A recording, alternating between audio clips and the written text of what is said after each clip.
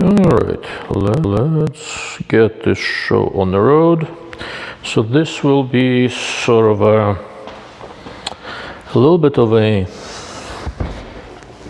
almost fell on my ass, a little bit of a closing thought thing on the high-end tactical rifle scopes that I've been looking at. I've got, most of them have gone back. I still have a few here. I've got the Steiner, the Tangent, Vortex AMG, Tangent 3-15, the other one is a 5-25, and I've got a March 3-24 by 52 here that I ended up adding to the comparison. So I want to talk about a couple of things. First, some final thoughts on where I think all these different scopes stack up, and also I want to touch a little bit on the difference between modern day 56 and 50 millimeter scopes and how they fit in. All right. So moving on. First, 56 millimeter scopes. Final thoughts. The scopes that I've looked at. This thing on. I hope so. Everything looks connected.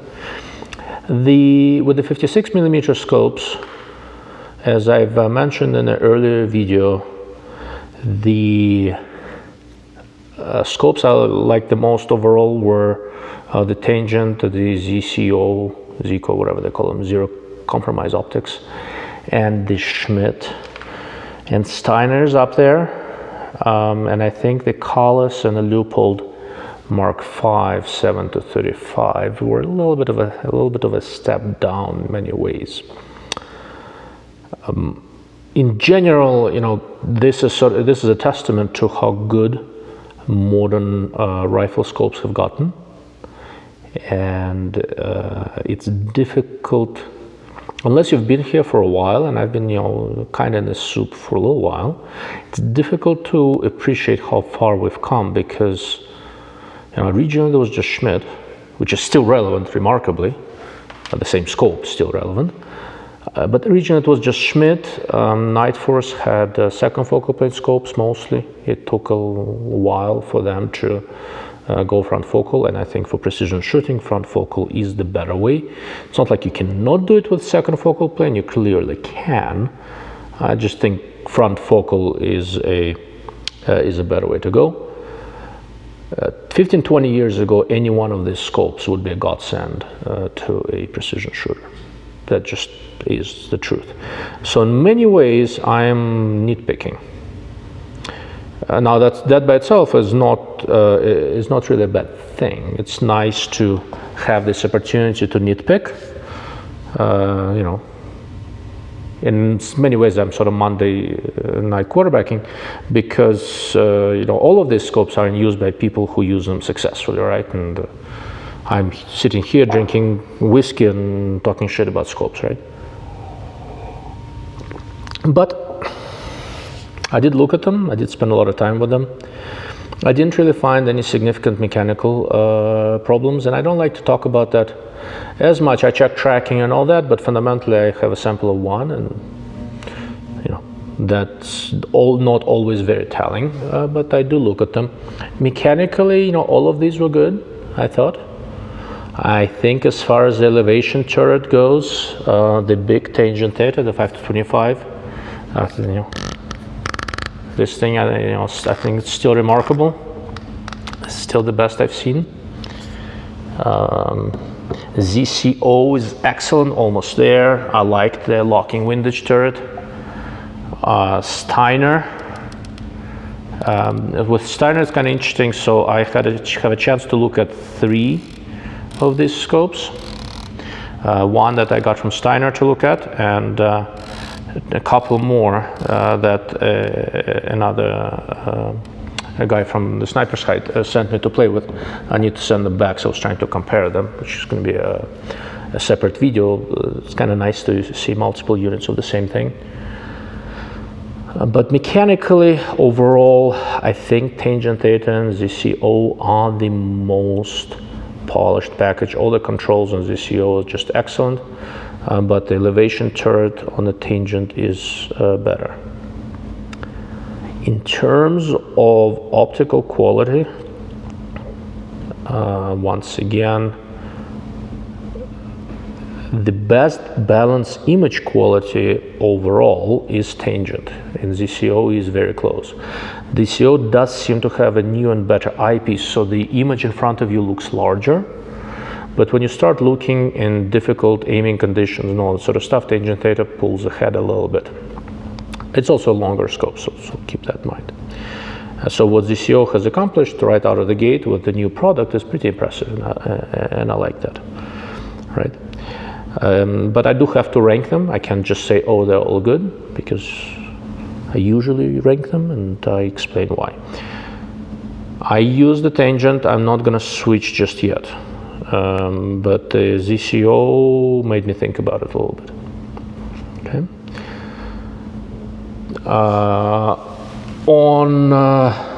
Steiner. Let's talk about Schmidt first. So the Schmidt that I looked at was the 5-25x56 model with the GR2 ID, the new grid reticle, and I liked that reticle quite a lot. So for me, Schmidt is a very compelling company. We'll see what happens with them. They've changed how they're distributed in the United States, so it's going to be Euro optics only. And I'd like to see what it does with the price, because for a little while now, the 5-25x56 Schmidt was not only very good, but you could find reasonable deals in it. So we'll see how it goes. I mean, I may like tangent Theta very much, but it's almost $5,000, 4,800, something like that. And that's a lot, right? What can you get for less money? And in terms of image quality, well, ZCO is about $500 less. But if you're looking for the best image quality for the money, you're looking at either the Minox ZP5, 5-25x56. I don't have it here. I sent it back to the guy who loaned me his. You're either looking at the Minox or the Schmidt. Schmidt is optically very, very good, but it's an older design. It tunnels a little bit at low power, and generally it's not as well optimized across the whole magnification range as the newer tangent Theta and ZCO, right? But you can often, at least used to be able to find the 5-25 Schmidt in the $3,000 range, and for $3,000 it's still a very, very good scope. So in terms of bang for the buck for the money, in terms of image quality, I think it's between Minox and Schmidt. Steiner M7XI 4-28x56 is kind of a little bit of a different case. I've looked at 3 of them, and also I know that they are looking to make some changes in how they push them out and make the QC a little bit more consistent. Now that I've seen several of them, mechanically I really like this scope. It does a lot of things right. All the controls are good. The turrets are new and a definite improvement on the ones I've seen in the past. From the M5XI and all those. Illumination is good. Illumination is always good on all Steiners. Nice scopes. The one Steiner sent me has a Tremor 3 reticle. I'm not going to rehash what I think about it. Besides, if I curse on video, YouTube is going to flag me. But this one, for example, that's the one I borrowed from one of the guys on Hyde. This one has the MSR2 reticle, I think. Yes. And that's a really nice reticle. There are certain things about it I'm not crazy with, but it's eminently a workable design. Optics is where the M7XI is a little bit of a mixed bag, because under 20 power, it's really, really nice, consistent. There's no tunneling, field of view is good. Performance away from center is good, but once you start going higher in power, it starts picking up some chromatic aberrations and that seems to vary sample to sample. Some are quite severe, some are not so bad. I think that's one of the things they're planning to improve on, make it more consistent. But optically, from what I've seen so far, the M7XI is not quite as good as the Tangent, ZCO, and Minox. With Schmidt, it's a little bit of a, between Schmidt and Steiner, that is a little bit of a trickier conversation, simply because Schmidt is better above 20 power and higher power, but Steiner is better as you go further down. It doesn't tunnel, the field of view is good, the corrections are good. And in terms of turrets, I somewhat prefer the feel of the Steiner turrets, but I also like the fact that Schmidt turrets, at least the one I looked at, lock, right?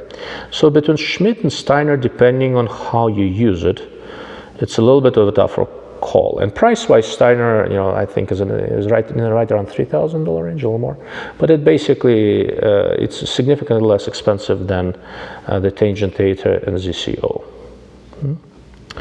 So the other two scopes I looked at were the Leupold Mark V, 7 to 35 by 56. I'm finally wrapping up some shooting stuff with it. It's still here somewhere, but it's on the rifle, so I didn't pull it off. And the Kahles 5 to 25 that I sent back to the guy who lent it to me. After I published my first video on the subject, I remember there was a lot of jokes where, you know, I put up somewhere that if my body is never found, please see what Kahles people were doing in the meantime. I wasn't kind to that scope, and since then I had a chance to look at one or two more that other people looked at, and my original impressions are largely confirmed. Mechanically, Kahles is very, very good.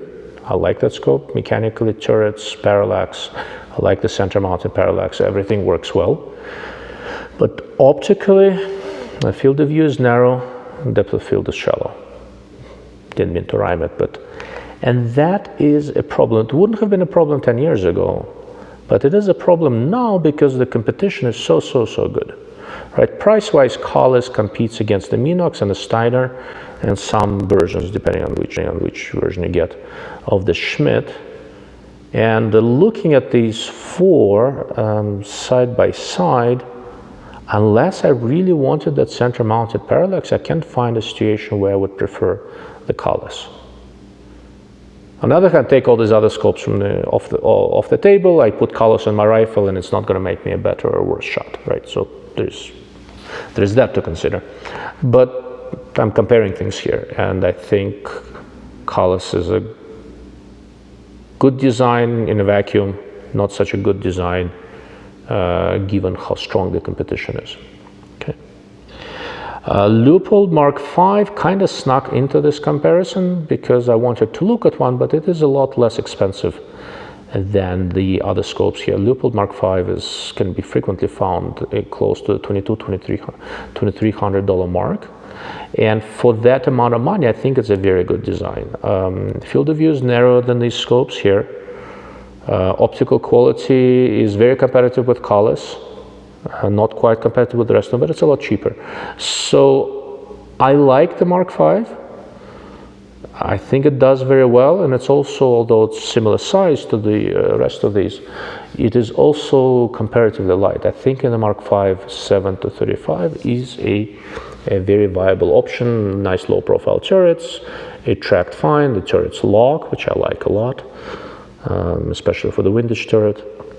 It is a nice design, but it's not quite as nice as really fancy stuff. But you know, if I'm comparing a $4,800 Tangent to the $2,300 Leupold, it's not a apples to apples comparison. I'm a lot more tolerant of some minor flaws in a $2,300 scope than I am in a, you know, for this amount of money it better be freaking perfect, and it just about is, right? One of the questions that comes up a lot is how easy are these to get behind? All of these are pretty easy to get behind. I think the ZCO is really nice to get behind. It's probably slightly ahead of the curve. And Tangent, Steiner, Schmidt, Kahles are pretty close in that regard. But all of these scopes are fairly user-friendly. Okay. low light, daylight, etc., they've performed well. All scopes generally benefit from having some sort of a sunshade and ARD device in bright light, and these are not an exception. I experimented with them a little bit. Tangent is so well corrected, the sunshade makes a little bit of a difference, almost none. Steiner really benefits from a sunshade, and I think that's one of the things they're looking to improve on. Schmidt, DLO, Minox all benefit a little bit more than Tangent, but it's not bad. All of these scopes I'm comparatively comfortable running without a sunshade if I'm so inclined. Let's see what else. I think that's largely it. I've talked about turrets before. Overall, the state of this market is impressive. We are blessed with a large number of really nice products, and more are coming up. While I was looking at this, I also looked at the prototype of a March 5-42 by 56 scope, which is a lot smaller than these, and optically very nice, with the new wide field of view eyepiece, and I like the design. It's I enjoyed it, but it's not a final copy, right? So once I have the full production version on hand, I'll do a full review. But the prototype I saw looked really promising, and I'm sort of friendly with the guys at March, so I know they have some other things coming up that I think will be well received. There's a new turret design. I'll talk about that separately.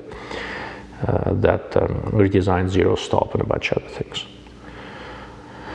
So the 56mm objective precision scope niche is right now really saturated, and I would really like to see where that goes next. Right? Now, moving on, if we start talking, I'm gonna get up and make sure this bloody thing's still recording. I've had issues in the past. And we are still recording. Mazel tov. All right. So 50mm scopes. So first, I'll just go over the same basic considerations with 50mm scopes.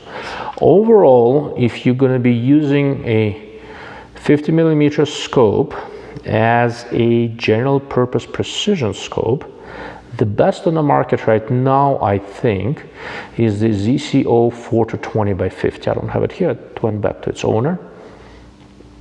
It is excellent. It is well optimized. It has that superb eyepiece, the same one as a larger ZCO.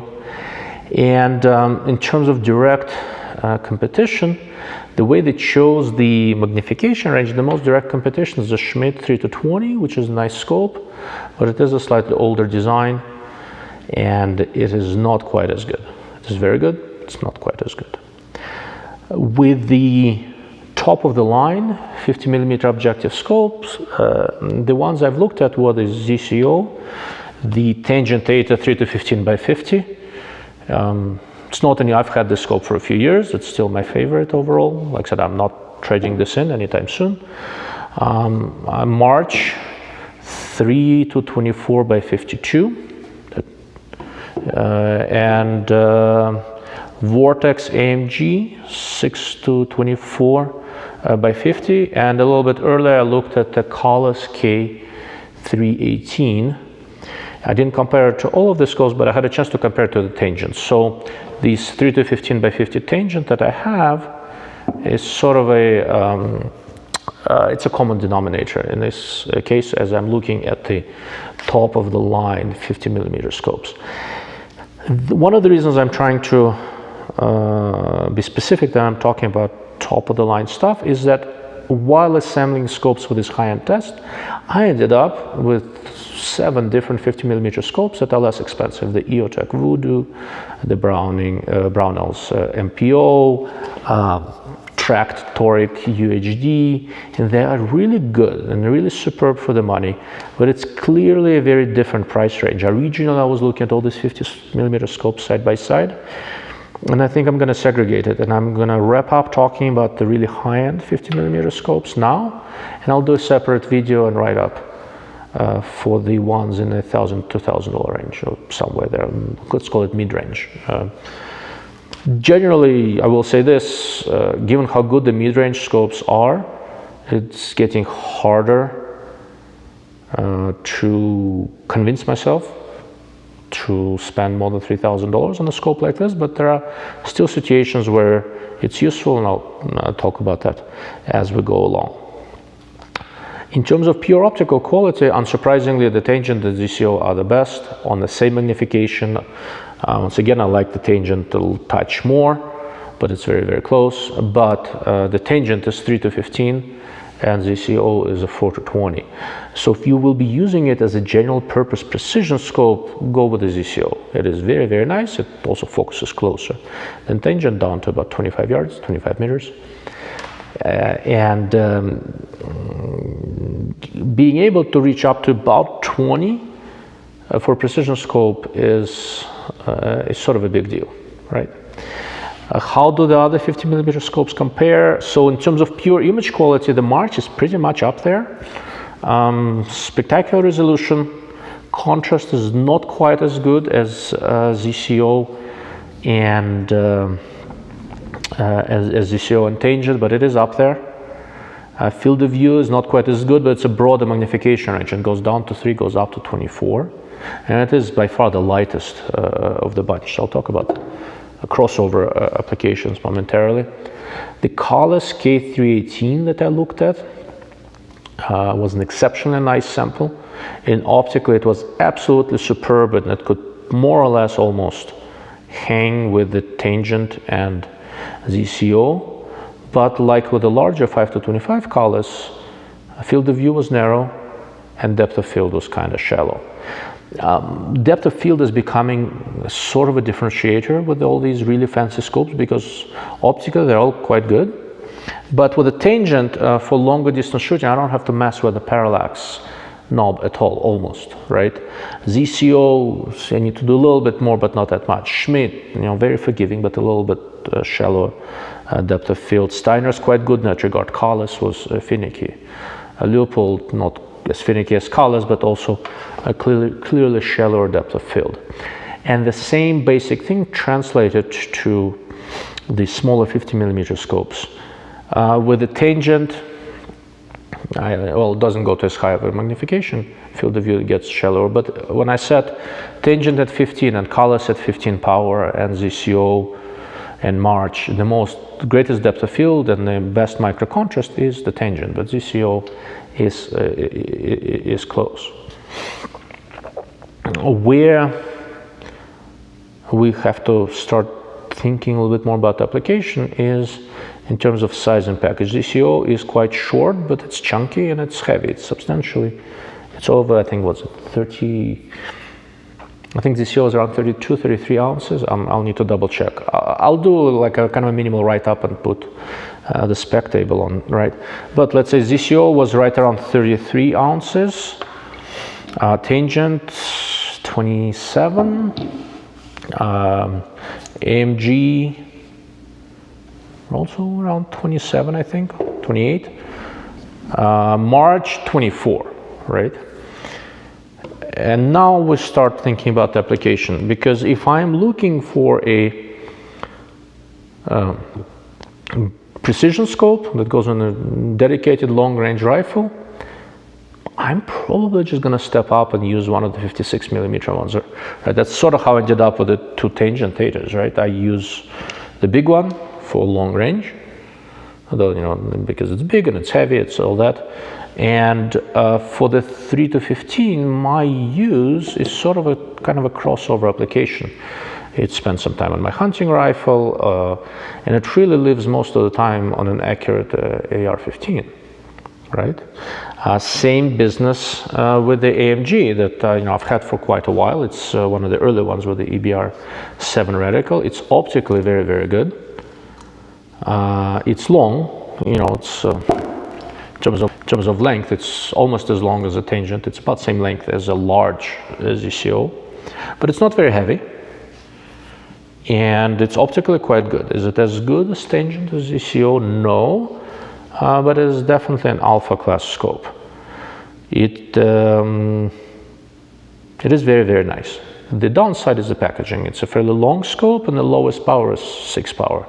It has very good field of view on that 6 power, but with crossover scopes, I tend to do a lot of shooting at weird positions, and I shoot a lot offhand. I've learned that I'm not very good in shooting offhand or standing, so I practice a lot. And when I practice shooting offhand, I like to have less magnification than 6 on the low end, right?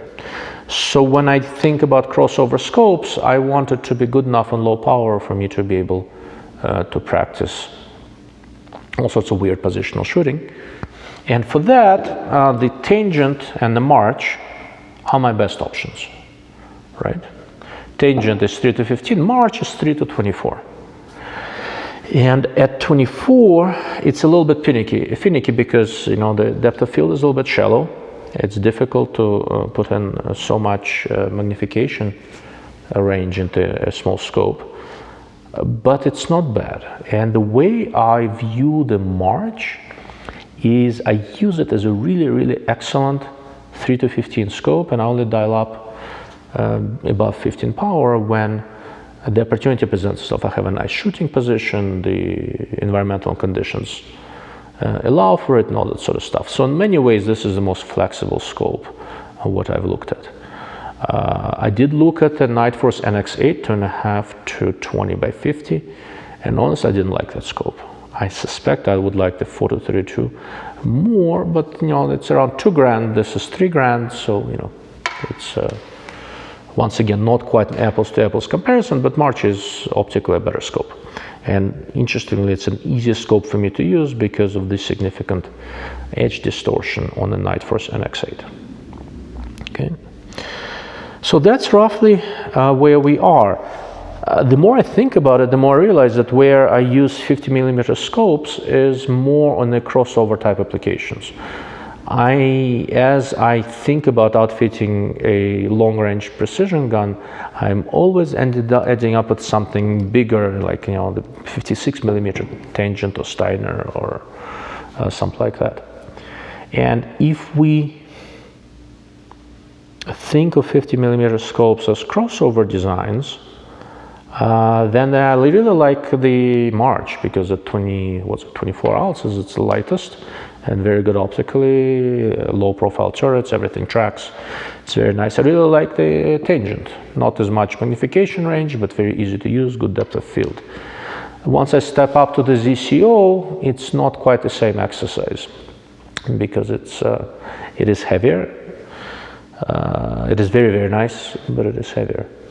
Where does the Vortex AMG fits in all this?